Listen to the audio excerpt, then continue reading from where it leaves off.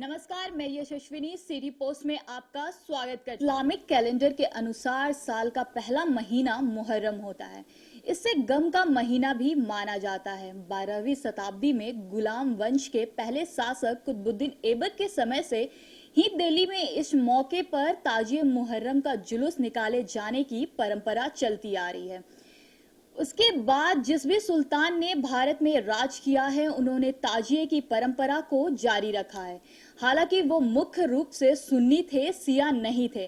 Karbala की जंग में हजरत इमाम हुसैन और बादशाह यजीद की सेना के बीच हुई थी। पैगंबरे इस्लाम हजरत मोहम्मद के नाती हजरत इमाम हुसैन को इसी मुहर्रम के महीने में करबला की जंग 780 ईस्वी में परिवार और दोस्तों के साथ शहीद कर दिया गया था। मुहर्रम में मुसलमान हजरत इमाम हुसैन की इसी शहादत को याद करते हैं। हजरत इमाम हुसैन का मकबरा इराक के शहर करबला में उसी जगह है जहां यह जंग हुई थी। यह जगह इराक की राजधानी बगदाद से करीब 120 किलोमीटर दूर है और बेहद सम्मानित स्थान पर है। मुहर्रम महीने का 10वां दिन सबसे खास माना जाता है।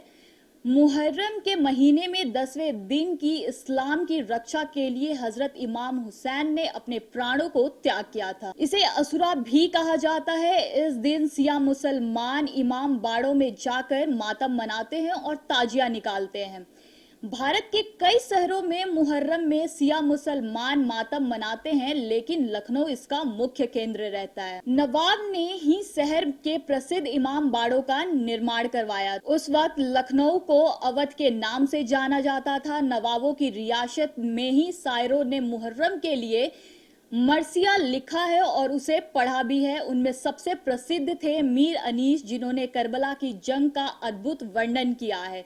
मुहर्रम में जो मरिया गाया जाता है उसमें इमाम हुसैन की मौत का बहुत विस्तार से वर्णन किया जाता है। मुहर्रम में जो मरसिया गाया जाता है इसमें इमाम हुसैन की मौत का बहुत विस्तार से वर्णन किया जाता है। लोगों की आंखें नम हो जाती हैं। काले बुर्के पहने खड़ी महिला छाती पीट पीट कर रो रही होती है और मर्द खुद को पीट पीट कर खून से लथपथ हो जाते हैं।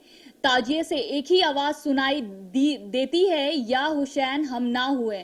इसका मतलब होता है हमें खुद से इमाम हुसैन साहब की करबला की जंग में हम आपके लिए जान देने को मौजूद न थे। मुगल शासक सुन्नी थे, हालांकि बादशाह जहांगीर की पत्नी नूर जहां सिया थी, जिन्होंने ईरान इराक की सीमा पर स्तुर नामक जगह पर बसे काजी नूरुल्लाह स्तूरी को मुगल दरबार में शामिल होने का न्योता भेजा था। काजी स्तूरी ने मुगल सल्तनत की सियाओं का प्रचार किया था, लेकिन बाद में जहांगीर के आदेश पर काजी स्तूरी को मौत के घाट उतार दिया गया था। काजी पर यह आरोप लगा था कि उन्होंने शेख सलीम चिश्ती का कथित तौर पर अपमान किया था। मुगल दरबार में शेख सलीम चिश्ती का विशेषण सम्मान था, क्योंकि ऐसा विश्वास था कि उन्हीं की दुआओं के बाद बादशाह अकबर के घर जहांगीर का जन्म हुआ। जहांगीर की अदालत में एक और मशहूर सिया नामक महाबत खान का था, जिनका घर उस वक्त दिल्ली में स्थित था।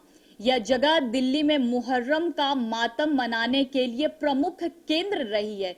यहाँ उनके नाम की एक सड़क भी है। मुहर्रम में खाया जाने वाला मुख्य पकवान खिचड़ी या हलीम है, जो कि कई किस्म में अनाज और मांस के मिश्रण से बनाया जाता है। इसके पीछे यह मान्यता है कि जब सारा भोजन समाप्त हो गया तो करबला के शहीदों ने आखिरी भोजन के तौर पे हलीम ही खाया। मुहर्रम के महीने में आपको हर एक कुर्ते पहने लड़के मिल जाएंगे। उनकी कमर पर घंटियां बंधी होंगी। ये बच्चे 9 रात तक स्थानीय कब्रिस्तान में जाते हैं और 10वीं रात को युद्ध का दिन कहा जाता है। सिया मुसलमानों ने दिल्ली में एक मिनी करबला की भी बना रखा है, जो जोर बाग में स्थित है। इसे एक बार सफदरगंज के मकबरे तक फैलाने की कोशिश की जा चुकी है। हालांकि इस जगह पर स्थानीय रिहायशी एसोसिएशन ने यह आरोप लगाया है कि इसे 18वीं शताब्दी के कुत्सिया बेगम द्वारा बनाए गए ऐतिहासिक शाहे मर्द कब्रिस्तान पर आक्रमित के बाद बनाया गया है। हर साल दिल्ली में मुहर्रम पर निकलने वाला जुलूस कोटला फिरोज शाह से शुरू होकर महाबत खान की हवेली तक जाता है वही महाबत खान जिन्होंने अकबर, जहांगीर और शाहजहां के काल में मुगल दरबार को अपनी सेवाएं दी थी।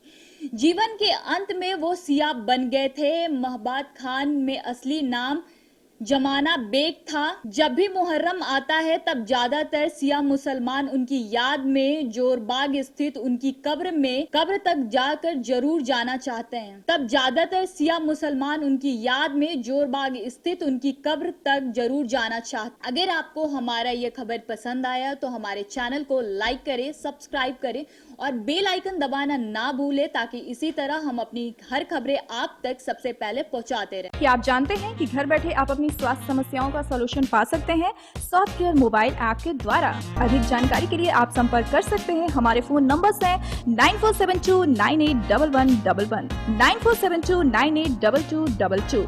Soft care app, solution at your finger tips.